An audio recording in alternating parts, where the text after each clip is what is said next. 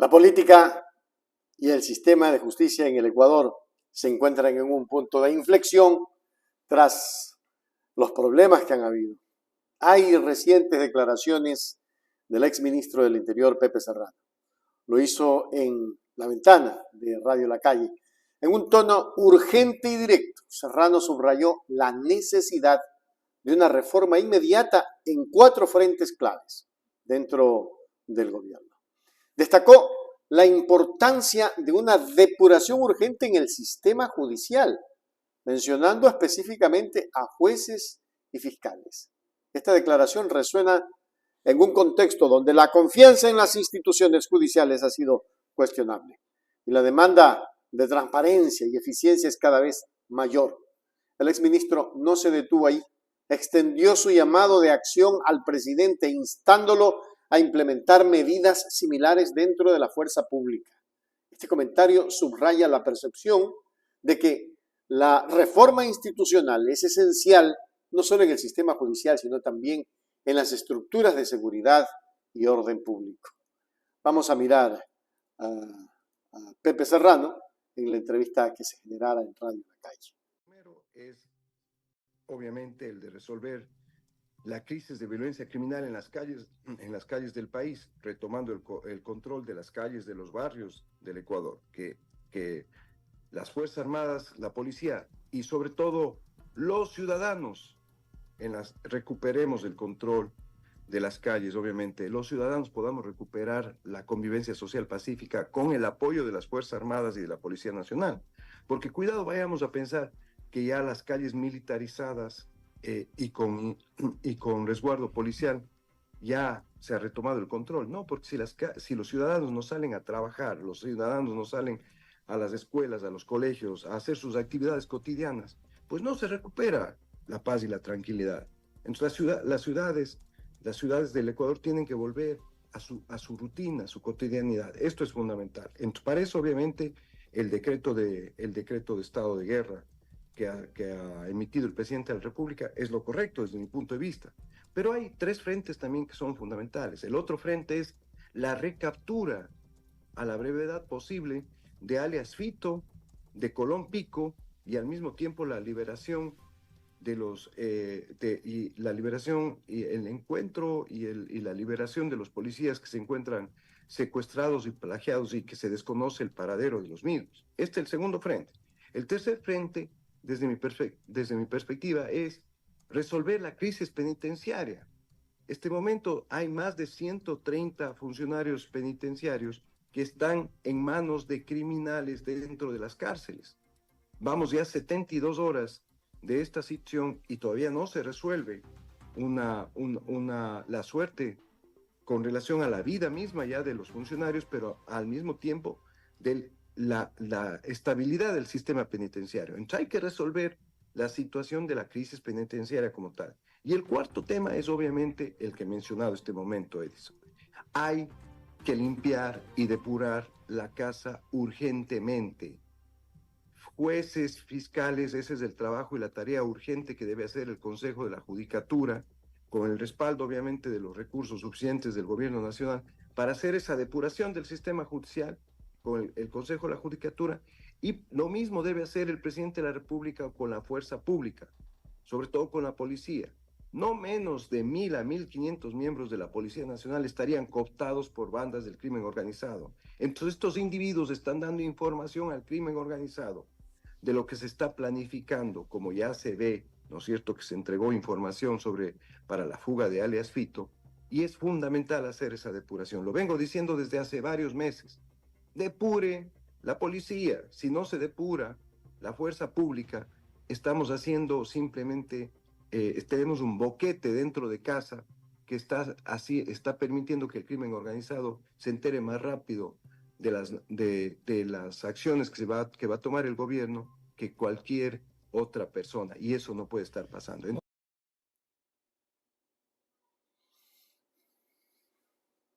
Las palabras de Serrano han desencadenado un amplio debate público y político. Mientras algunos sectores aplauden su franqueza y consideran sus propuestas como pasos necesarios hacia la renovación y fortalecimiento de la democracia, Otros ven sus comentarios como un desafío directo al statu quo y potencialmente desestabilizadores. Lo que es indiscutible es que sus declaraciones han puesto en la mesa temas críticos que exigen atención inmediata.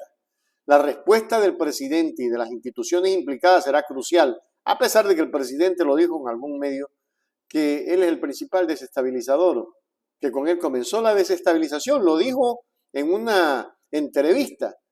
En todo caso, para determinar la trayectoria del país en los próximos años, tendríamos que ver qué medidas son las que se tienen que tomar. Hay términos de gobernabilidad y como de confianza en el sistema judicial y de seguridad pública que están en tela de duda. La esperanza de muchos es que este sea el inicio de un proceso de reformas profundas y significativas que beneficien a toda la sociedad. El Ecuador se mantiene vigilante de lo que está pasando y esperemos que esto pase pronto. Esta crisis de inseguridad, crisis de salud, porque tampoco hay atención pública en salud. Aparentemente sí, pero no hay medicamentos, hay temor en la ciudadanía, dice hacer atender, no quiere salir. En fin, es decir, la educación está solamente vía virtual. Todos estos procesos que se están dando se tienen que terminar en algún momento. ¿Cómo lograrlo? Pues con políticas públicas capaz de solucionar los problemas desde el Estado y desde la ciudadanía, porque la ciudadanía también es corresponsable y debe de aportar con ideas. Y el señorito presidente no debe tampoco de desestimar la ayuda que le quiere dar cualquier ciudadano. El más pendejo puede darle cualquier ayuda, pero es ayuda. No se debe de desestimar aquello.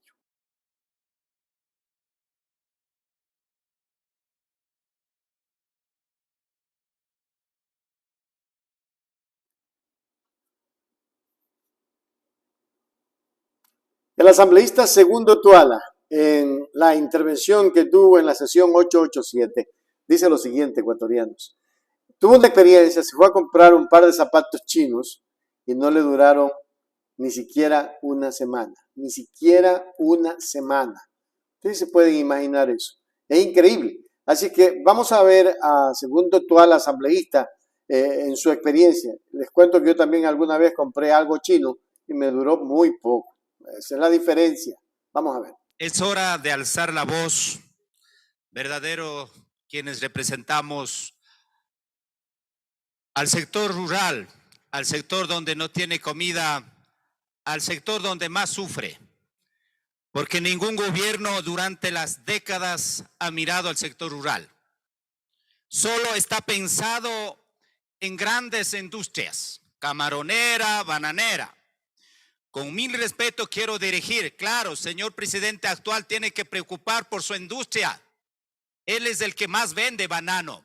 Han hecho amigos con el actual que estamos tratando con este gigante país chino. Nada tenemos contra ellos. Ellos tienen que avanzar. Sí tenemos miedo nosotros, porque ¿qué pasa cuando viene containers grandes al Ecuador y justo pone en lugares estratégicos donde hay producción ecuatoriana? Nos da baja. Un zapato que cuesta de chino $12 y una producción que cuesta, poniendo un ejemplo de Cantón Ceballos de mi provincia de Tungurahua, hay que pagar $60 porque aquí en el Ecuador el costo de mano de obra es gigante. Felicitaciones, amigos asambleístas. Creo que todos han sabido comprar por lo mínimo calzado de los amigos chinos, las chompas, los ternos chinos. La verdad es que yo tuve mala experiencia en algún momento y fui a una tienda china y compré un calzado y no me aguantó ni siquiera una semana.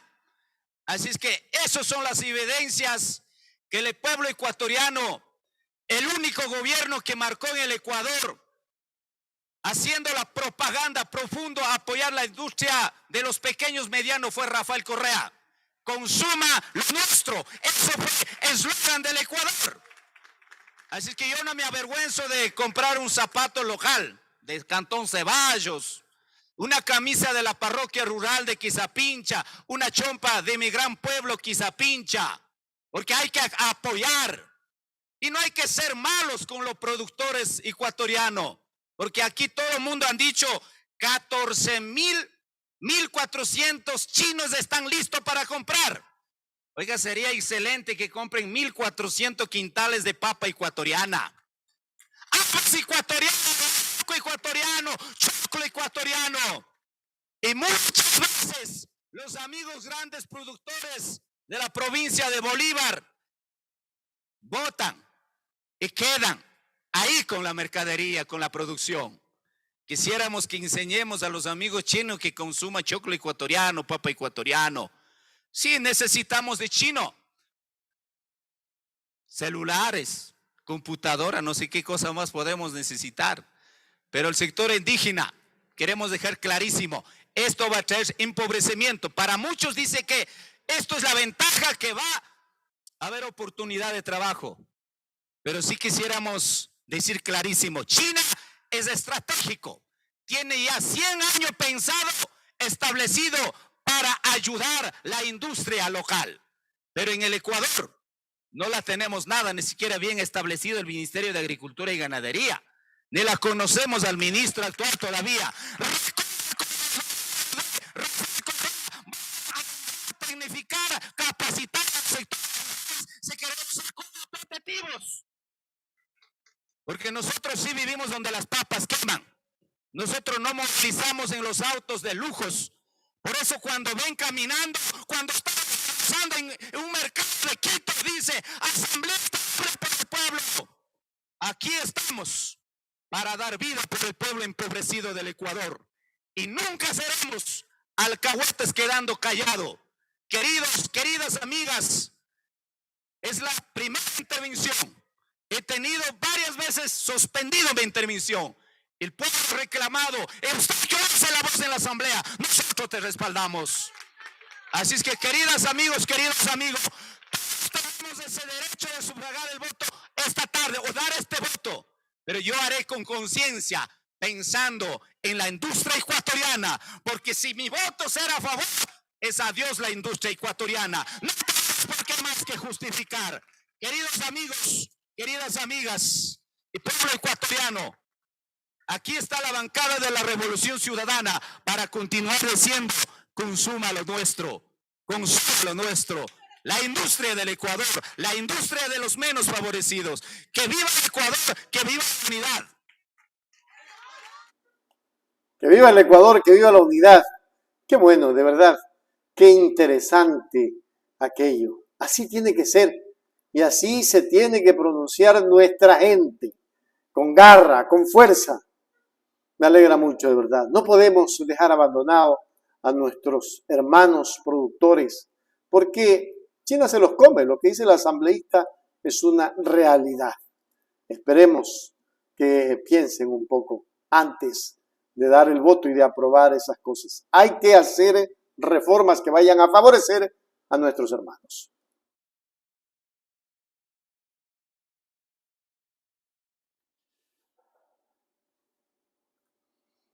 El reconocido abogado Juan Francisco Ospina ha lanzado serias acusaciones en el panorama político y legal del país. Ha denunciado amenazas en su contra por parte de Ferdinand Álvarez y Soledad Padilla. En una declaración que ha causado revuelo, Ospina detalla cómo estas amenazas podrían estar vinculadas a su participación en un caso de alto perfil que implica a importantes figuras políticas. Además, resalta un elemento sorprendente en la investigación: un computador que supuestamente pertenecía a Jorge Glass, exfuncionario, ex vicepresidente del Ecuador, involucrado en un caso de presunto peculado en la prefectura de Pichincha. Ospina cuestiona la procedencia y la propiedad de este dispositivo, señalando una inconsistencia crucial en el caso. La aparición repentina de la computadora en la casa de la madre de Soledad Padilla, en Guayaquil, cuando según afirma siempre estuvo en su propia oficina. Vamos a ver las declaraciones de Ospina y luego venimos a comentar. La situación procesal que mantiene la parejita de moda, como yo suelo llamarlos, los Bonnie and Clyde criollos, el Llaverito Álvarez, ¿ya?, y Soledad Padilla, quienes intencionalmente y con absoluto dolo, a pesar de que fui su principal asesor jurídico, denostando la capacidad que tienen de irresponsables, quisieron atacarme y hacer creer inclusive a la Fiscalía General del Estado que yo ilegalmente había difundido audios en virtud de los cuales la señorita se convirtió en más famosa de lo que ya es. Ahora, en las últimas semanas recibí una amenaza directa. ¿De quién? Y se está denunciando en este momento. Ferdinand Álvarez, y cada uno de ustedes se va a llevar un flash memory en el que constan los videos de seguridad de mi oficina. Tiene un chofer. Este chofer se hace pasar como grupo delictivo de choneros y compareció, por favor traiga la caja, compareció a mi oficina hace 3 semanas exactamente, y en la parte inferior del edificio, conjuntamente con otro señor, quisieron entrar a la fuerza, diciendo por supuesto que eran de parte de este grupo presumiblemente delictivo, con el cual yo no tengo ningún tipo de vinculación ni animadversión, pero así fueron señalados y así se presentaron. ¿Cuál era el objetivo? Llevarse esto. Esto es una caja que está llena de documentación probatoria que será entregada inmediatamente a la Fiscalía General del Estado en torno al caso que vienen manejando ellos y que tiene muchísimos temas importantes, como por ejemplo, ¿qué pasa realmente con la famosa computadora de Jorge Glass? ¿Qué pasa o qué implicación podría tener esta presunta computadora en la investigación preprocesal que se está siguiendo hoy por presunto peculado a la señora prefecta de Pichincha? Públicamente, los abogados de Soledad Padilla han señalado que la presunta computadora de Jorge Glass fue encontrada vía allanamiento en la casa de la señora madre de Soledad Padilla, paradójicamente en Guayaquil. ¿Qué es importante señalar? Y quiero hacer un llamado puntual al señor ministro fiscal provincial. Yo quiero aportar al esclarecimiento de la verdad histórica de los hechos en torno a esta computadora, pues tengo las pruebas para hacerlo. La computadora que me fue entregada a mí a través de este mismo personaje, que haciéndose pasar presumiblemente por chonero, se presentó en mi oficina y me la dejó, y ustedes van a tener los videos inmediatamente. ¿Qué es lo que hizo? Quiso retirar esto y también retiró directamente su jefe, Ferdinand Álvarez, la famosa computadora. ¿Cuándo se puede afirmar técnicamente que uno es propietario de algo? Cuando se puede probar. Y precisamente ese fue uno de los problemas que yo tuve con esta pareja. Entregaron aquí una computadora que técnicamente se analizó, que fue manipulada directamente por Soledad, porque ella decía que tenía la clave directa y que le pertenecía a Jorge Glass. Cuando le pedí la prueba de cómo certificar si era o no del señor Jorge Glass, lamentablemente no pudieron probarlo, y este fue el primer problema grave que yo tuve con ellos. Después de esto, se presentaron en mi oficina Ferdinand Álvarez y Soledad Padilla y me requirieron la devolución de la computadora, que paradójicamente era exactamente igual a la que utilizaba ella y él, 3 computadoras exactas. Nunca presentaron una factura de propiedad, un contrato de compra y venta al menos de un bien mueble. Entonces, ¿qué es lo que yo quiero señalar? Si esto se está ventilando, y esta misma semana se dio una audiencia privada de desmaterialización, y lo digo porque consta en la prensa esto, no porque esté difundida información reservada, hay que aportar. Y yo quiero comparecer y rendir mi versión ante el señor ministro fiscal provincial, que por fuero es quien investiga esto. 1. 2. La famosa amenaza que recibí del presunto chonero que trabaja directamente como chofer con el asambleísta Ferdinand Álvarez. Aquí están las pruebas, y no son más que documentos impertinentes y que no tienen nada que ver con los casos. Pero al parecer aquí hay gato encerrado, y es importante que esto esté en manos de quien debe estar, de la Fiscalía General del Estado. Hago también un llamado especial y muy respetuoso a la doctora Diana Salazar nuevamente. Esta gente, me refiero a Padilla y Álvarez, se tomaron su nombre, se tomaron el mío. Ahora paradójicamente aparece la presunta computadora que no pueden probar de quién es, en la casa de la madre de Soledad en Guayaquil, cuando estuvo todo el tiempo acá, en mi oficina. Por otro lado, también es muy importante señalar que Estamos en dos procesos ya presentados de parte de nuestro estudio en contra de ellos por la difamación que ofrecí presentarlos y la última rueda de prensa que tuvieron ustedes a bien responder. Ahora estoy presto para hacer aclarar ciertas dudas respecto a la situación procesal que mantiene. Muy grave lo que está afirmando Ospina. Él añade una nueva capa de complejidad y controversia a un ya turbulento caso judicial.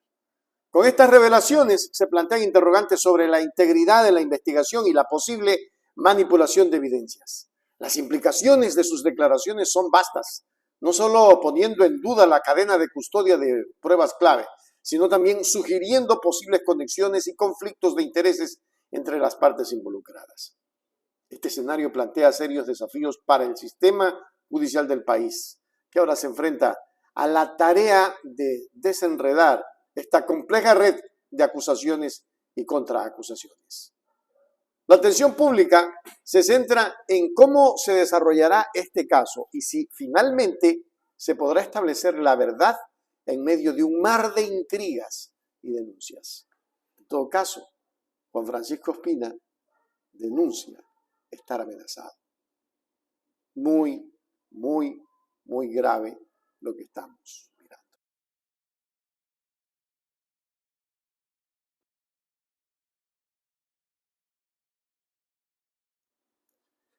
Les traigo un comunicado importante que hace la bancada ciudadana, Revolución Ciudadana 5, el poder de la gente. Comunicado jueves 11 de enero de 2024 sobre el TLC con China. La bancada ciudadana informa. Vamos a colocarles aquí a ustedes para que vean el mensaje, el comunicado.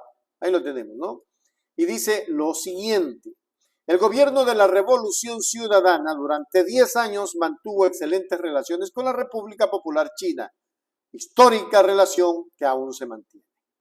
El proceso en debate en el pleno de este jueves corresponde al tratamiento de una irresponsable negociación del gobierno de Guillermo Lasso, que desconoce la situación política, económica, social y de pequeños y medianos productores del país, a quienes nos debemos y que defenderemos. No estamos, dice el comunicado, de acuerdo con las condiciones del tratado que además irrespetan los derechos a la naturaleza y dan la espalda a la producción nacional. Es lo que dicen, ¿no? Y dan la espalda a la producción nacional. Es increíble. Pero aquí viene otra cosa importante. Finalmente, rechazamos la actitud del presidente de la Asamblea, Henry Kronfle, quien ante nuestros reclamos sobre la demora en la votación, suspendió la sesión. Fuimos testigos de acercamientos a modo de lobby con diferentes bancadas en busca de votos, puesto que no contaban con el número necesario para la aprobación. Exigimos transparencia. Los pequeños y medianos productores del país no deben ser engañados, dice el comunicado. Estaremos vigilantes ante cualquier cambio de posición por parte de las y los asambleístas de las diferentes bancadas.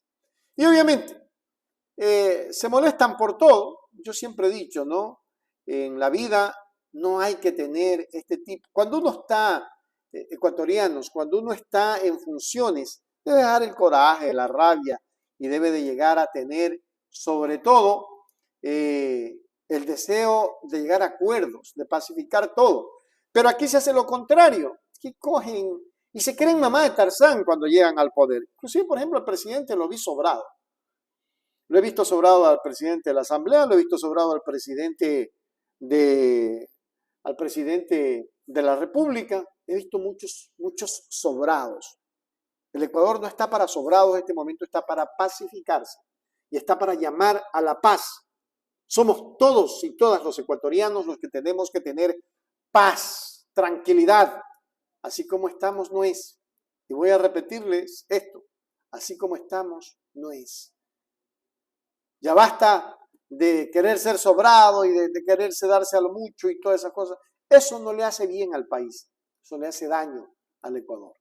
Así que Kronfle, deje su coraje, deje sus cosas a un lado y trate de, si usted lo eligieron presidente, es para que organice, coordine, no para que cierre, clausura la sesión y me fui. Bravo.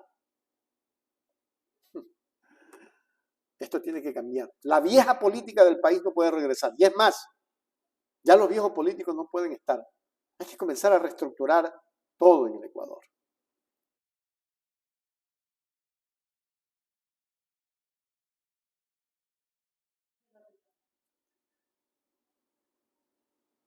Presidenciable. Yo digo presidenciable. Oiga, Pamela Aguirre la veo una mujer altamente preparada. Perdóneme que sea así directo, pero la veo extremadamente preparada. Y bueno, puso en su puesto a los florindos, aquellos que criticaban cuando Ecuador tenía los convenios con China y todo eso, los que ponían por el piso, los mismos que hoy quieren firmar el TLC. Pero vamos a mirar a Pamela Aguirre para que ustedes vean lo que dice. Sin embargo, la relación comercial iba tan bien que China vino a construir en nuestro país. Coca-Cola Sinclair, construida por una empresa china. Y ahora resulta que aquellos que se opusieron, que desprestigiaron esas obras, quieren firmar tratados con China. Yo no lo entiendo. En este pleno, en el anterior periodo, desprestigiaron a China. En este pleno ensuciaron la inversión china. Por ejemplo, en Yachay, donde existió inversión de grandes empresas chinas. Nosotros logramos que las empresas más grandes del mundo vengan a construir en el Ecuador y eran empresas chinas. Tantas veces ensuciaron a su embajador. Es más, lo atacaron, hasta querían meterlo en algún problema penal. Personalmente le di mi solidaridad y lo vuelvo a hacer, porque el problema no es la relación con China. El problema es que el tratado está mal negociado por el gobierno de Lazo. Exacto. Miren, exacto lo que dice Pamela Aguirre. Lo sorprendente es que estos mismos sinvergüenzas hoy quieren pasarse de listos, o sea, los más bacanes, los más chéveres, los más queridos. Habla serio, pues, ¿no? Y vamos a ver realmente todo el discurso, porque es importante que aprendamos de la historia. Y aquí les hace un recuento Pamela Aguirre de la historia. Pamela Aguirre.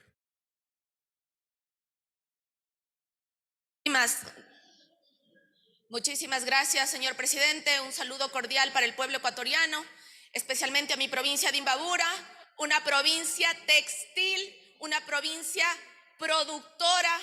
Yo tengo que sacar la cara por Atuntaqui, por Otavalo, por Cotacachi, el mejor cuero de Ecuador en Cotacachi, la mejor producción textil que llega al 70% del país, Atuntaqui.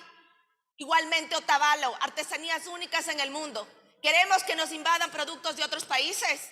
Yo saco la cara por mi provincia, sí, que también está en zona de frontera. Y parece que usted no se entera que en esa zona de frontera, señor legislador, el 70% de la producción textil ha logrado que Atuntaqui, ese cantón, tenga la menor tasa de desempleo a nivel de todo el país. ¿Qué queremos convertir?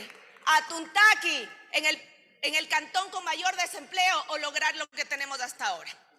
Sin embargo, quiero hacer un énfasis, que las mejores relaciones comerciales entre Ecuador y China fue durante el gobierno de la Revolución Ciudadana. Y que sí es importante, claro que es importante, porque cuando hay una estrategia país, logras abrir mercados. ProEcuador llegó a los países árabes, ProEcuador llegó a Rusia, ProEcuador llegó a China. Y ahí, por primera vez en la historia, se empezó a exportar pitahaya, se empezó a exportar mango, se empezó a exportar camarón en grandes cantidades, logrando una balanza comercial positiva para el Ecuador. Es decir, que nosotros vendemos más de lo que compramos a China. Sin embargo, la relación comercial iba tan bien que China vino a construir en nuestro país. Coca-Cola Sinclair, construida por una empresa china. Y ahora resulta que aquellos que se opusieron, que desprestigiaron esas obras, quieren firmar tratados con China. Yo no lo entiendo. En este pleno, en el anterior periodo, desprestigiaron a China. En este pleno ensuciaron la inversión china. Por ejemplo, en Yachay, donde existió inversión de grandes empresas chinas. Nosotros logramos que las empresas más grandes del mundo vengan a construir en el Ecuador y eran empresas chinas. Tantas veces ensuciaron a su embajador. Es más, lo atacaron, hasta querían meterlo en algún problema penal. Personalmente le di mi solidaridad y lo vuelvo a hacer, porque el problema no es la relación con China. El problema es que el tratado está mal negociado por el gobierno de Lasso. Y ahora, lo que me preocupa es que sorprendentemente, ahora China ha sido la quinta maravilla del mundo. Los que atacaron a China sin parar desde el 2017, presentando una política de Estado que rompía las relaciones comerciales con China, ahora quieren aprobar un tratado comercial con China. Esos no somos nosotros. Las relaciones comerciales con China tienen que mantenerse, tienen que fortalecerse. Mi respeto al Estado y a la gente que vive en ese país, pero también tengo que defender como ecuatoriana a la gente de mi provincia y de mi país. Tenemos que tener una política pública donde ProEcuador vuelva a tener esas rondas de negocios, donde los pequeños productores podían llegar a esas grandes potencias. No se hace firmando únicamente un documento, sino con política comercial. Y sí, es importante tomar en consideración la negociación con la Unión Europea, porque a diferencia de este tratado, en esa negociación participaron permanentemente el sector automotriz, el sector textil, el sector agrícola, el sector camaronero. No fue hecho como cláusula secreta, donde nadie se entera lo que estamos firmando. Hay una diferencia abismal entre transparentar una negociación de un tratado comercial versus a esconderla. Nosotros apoyamos el tratado comercial con la Unión Europea porque nosotros sabíamos que estábamos protegiendo la industria local. Ahora vamos a firmar a ciegas. ¿Quién va a firmar un cheque en blanco? Nadie, pues. Primero tienes que leer lo que firmas y ahora estaría pasando aquello. El problema nuevamente es que lo negoció Lasso. Y díganme qué ha hecho Lasso bien durante su periodo. Nada. No ha hecho absolutamente nada. ¿Y por qué voy a confiar en que este tratado está bien negociado? Sin duda está mal negociado. Sin duda, porque no tenemos la apertura para conocer las cláusulas. No hay protección ambiental. ¿No eran ustedes los que apoyaban la consulta del Yasuní? Eran ustedes, ¿no? La Revolución Ciudadana siempre tuvo una posición sólida respecto a la protección de la biosfera, reprotección de Galápagos. Ahora resulta que ya no nos importa que venga gran cantidad de plásticos a contaminar la zona sierra, la Amazonía, a contaminar Galápagos. A nosotros sí nos importa. Y eso no significa que no tengamos buenas relaciones como Estado con China, pero sí tenemos una política ambiental distinta. Y eso tiene que quedar claro en este pleno. Las zonas de frontera, demandamos mayor apoyo del Estado. Esas zonas de frontera no pueden llenarse de productos donde no tenemos la posibilidad de competir. Esas zonas de frontera necesitan apoyo real. Nuevamente, aquí está en juego tres cosas. La primera, la transparencia. No sabemos lo que estamos firmando. La segunda, fundamental, es quién negoció ese tratado. Fue Lasso. Y Lasso ha sido un destructor del país. Y la tercera, que siempre estaremos abiertos a hablar con el mundo entero, incluido con China. Mi respeto y mi cariño al embajador, mi respeto y mi cariño al pueblo chino. Sin embargo, no compartimos la misma política ambiental. Y respecto a la política comercial, bueno, negociemos en igualdad de condiciones. Negociemos dándoles las fortalezas y los subsidios a nuestros agricultores. Hagamos ruedas de negocios. Logremos hacer más visitas llevando nuestros productos y cambiemos esa política comercial. Y cuando tengamos condiciones en las cuales tengamos la certeza de que nuestros productores estén protegidos, ahí seremos los primeros en firmar cualquier acuerdo comercial. Muchas gracias, señora presidenta. Increíble, me encantó, me gustó. Así tiene que ser. Ecuatorianos, así debe de ser. Un aplauso para Pamela Aguirre. Así se habla, así se defiende al país desde la Asamblea. Qué bueno, de verdad, me da mucha alegría. Así es que esa alegría que tengo por dentro es una alegría única. Que viva el Ecuador. Con asambleístas como esos podemos recuperar la institucionalidad de nuestro Ecuador.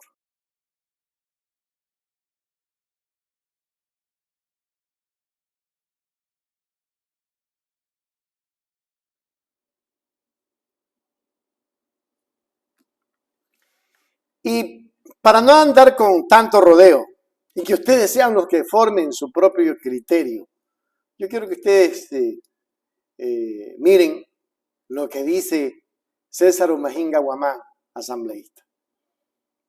A veces se entiende, a veces no se entiende la gente, pero miremos y luego juzgamos. Palabra el legislador César Umahinga.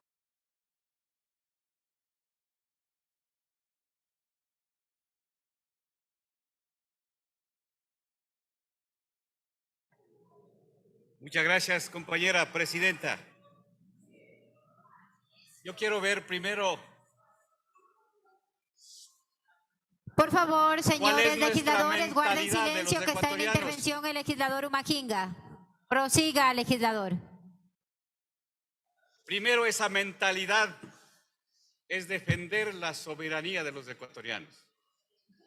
Tal vez aquí hay algunas correlaciones internacionales.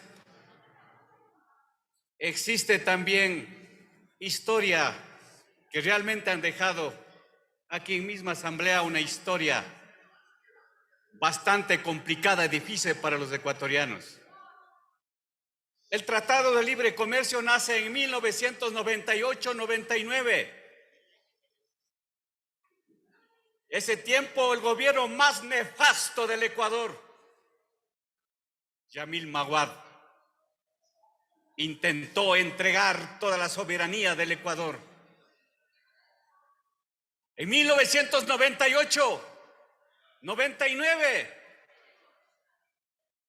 fui el hombre que luché contra ese sistema de la derecha, de la plutocracia, del gobierno absolutamente de la derecha.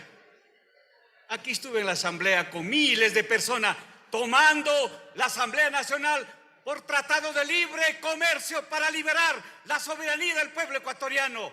Por eso estuve aquí.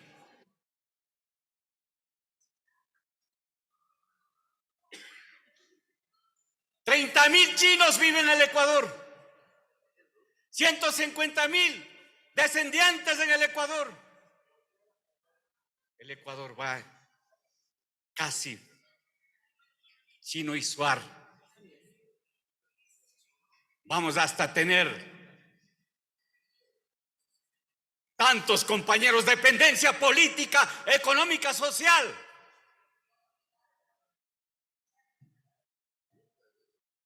Y por eso quiero decir, ciudadanos ecuatorianos, el Tratado de Libre Comercio podría tener algunas asimetrías en el Ecuador.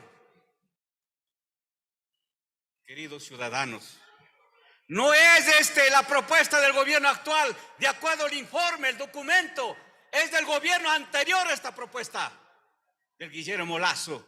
Un gobierno débil, un gobierno nefasto que terminó con 12% de aprobación en el Ecuador. Compañeras y compañeros, sí que esta ley trae también productos tradicionales, la que ustedes han defendido, el tema de camarón, café, cacao, flores, entre otros productos tradicionales que ha sido hace mucho tiempo reconocido y tratado a nivel internacional, a nivel también de este continente. No tradicionales, la que hoy están defendiendo, pitahaya, arándonas, nayusa, entre otros productos. Pero ¿dónde queda el sistema de producción no tradicional? Las papas, el melloco, las habas, ¿Dónde quedan estos sistemas de producción? De la gente más pobre, de la gente más humilde, de los campesinos que labran la tierra, con esas manos encallecidas.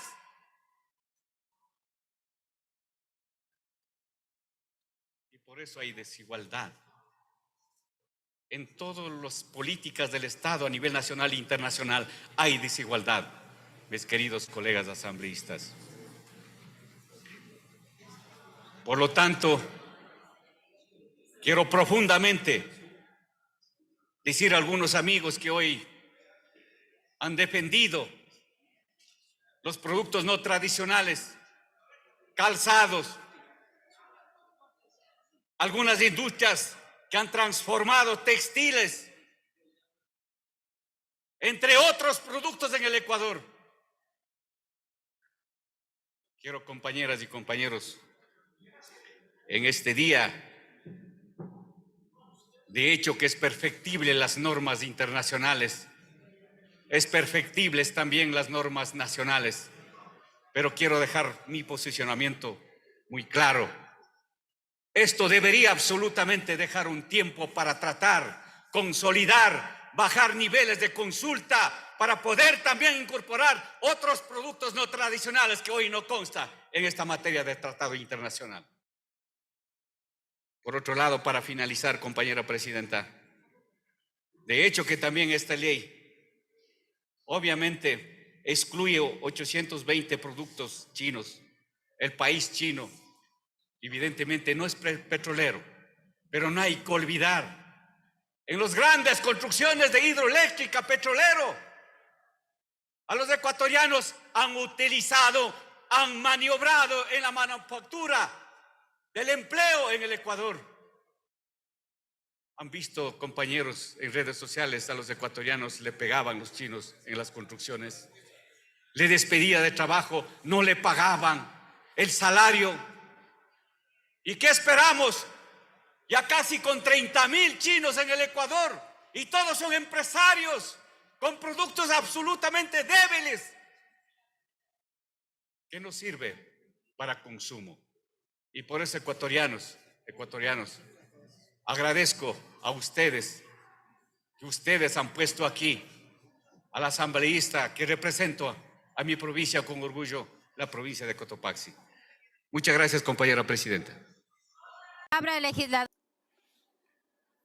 Ahí estaba don César Umahinga, y entre otras cosas, él está peleando allí, pero no se concreta realmente qué es lo que quiere. Hay que tener coherencia en lo que se dice, y esperemos que el país, que este Ecuador maravilloso, don César, que este Ecuador maravilloso proteja a los pequeños artesanos, a los pequeños industriales, porque van a venir camisas chinas.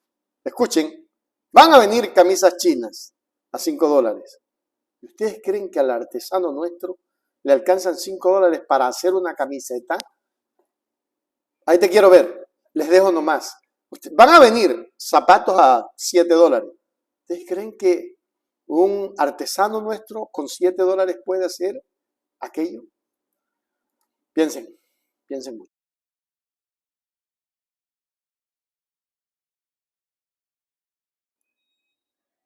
El plan Fénix está en todo el Ecuador. Así lo dijo el presidente Daniel Noboa el día de hoy en horas de la tarde. El plan Fénix ha comenzado y está en todo el Ecuador, con la salida de los militares y todas estas cosas. Pero el plan Fénix, ¿qué es lo que trae? Vamos a ver lo que tenemos ahora.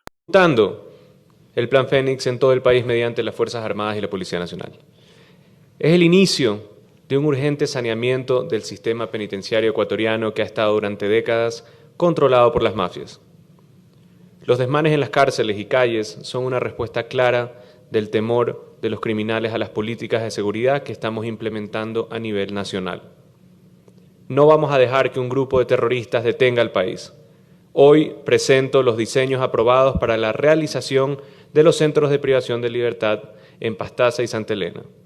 Estos centros de privación de libertad contarán con las siguientes características: módulos de supermáxima, máxima y alta seguridad, inhibición de señal celular y satelital, sistemas electrónicos con tecnología de punta, control de acceso digital y análogo, triple seguridad perimetral, autogeneración eléctrica, tratamiento de aguas, construcción blindada, guardias sin rostro, licencias y permisos ambientales.